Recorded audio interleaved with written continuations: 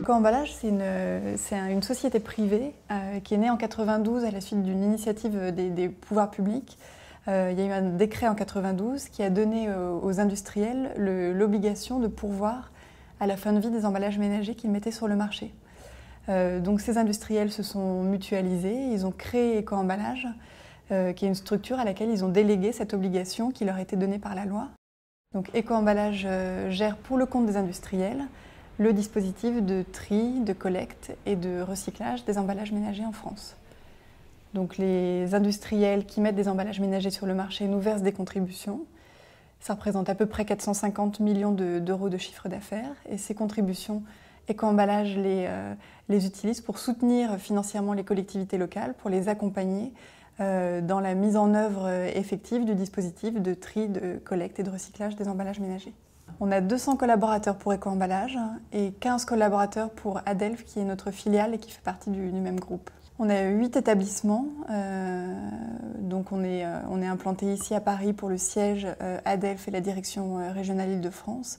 Et on a des antennes régionales à Angers, Lille, Strasbourg, Lyon, Toulouse, Aix et Limoges. En fait, c'est une idée qu'on avait depuis assez longtemps parce que ça fait vraiment partie de la démarche d'Éco-emballage, parce que aussi les collaborateurs d'Éco-emballage sont des personnes qui sont à la base déjà engagées pour l'environnement, et s'ils sont là, c'est pas par hasard, c'est parce que ça a du sens pour eux de travailler dans une entreprise en lien avec le développement durable. Donc on sait qu'ils sont à la base, ils sont déjà plus prompts à opter pour ce type de solution.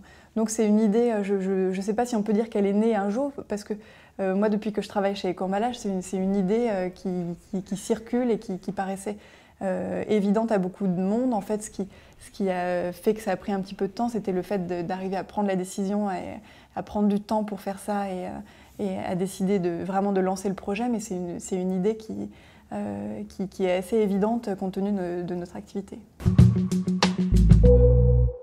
Nous, en fin de mois, on imprime un PDF donc de 200 pages avec tous les bulletins de paye.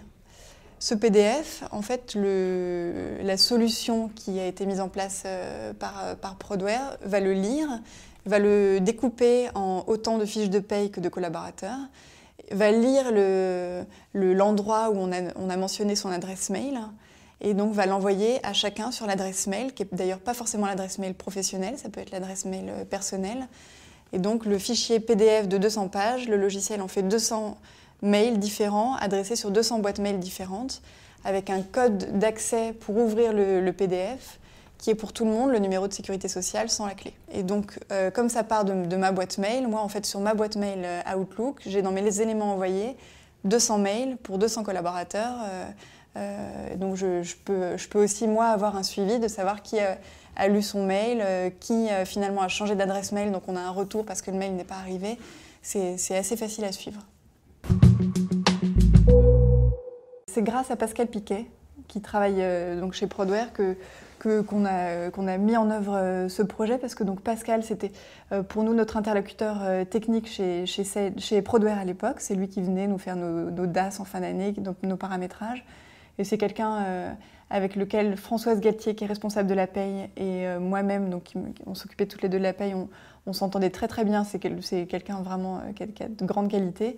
Et c'est lui qui nous avait dit un jour, mais pourquoi vous ne le faites pas? Là, ça y est, nous on le propose, ça marche super bien, c'est rapide à mettre en œuvre. Maintenant, vous avez toutes les cartes en main pour le faire. Allez-y, il nous a expliqué, il nous a fait une simulation pour voir comment ça pourrait se passer. Donc, bon, comme on lui fait toute confiance et que ça avait l'air d'être pas si compliqué que ça, du coup, on s'est lancé, mais c'est vraiment grâce à Pascal Piquet.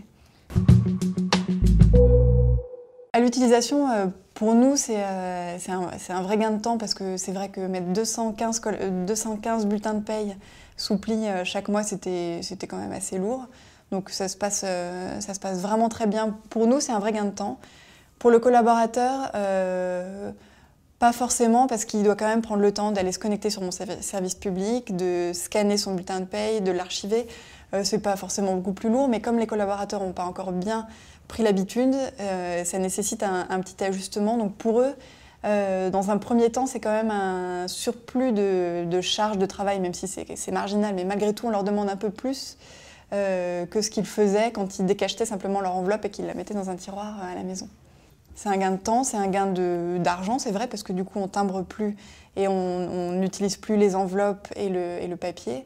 Et puis c'est aussi un gain, bien sûr, et c'est pas le moindre, c'est un gain aussi pour la planète. Et même si ça peut paraître marginal, répéter tous les mois de l'année sur des années de la vie d'une société, je pense que c'est quand même assez important.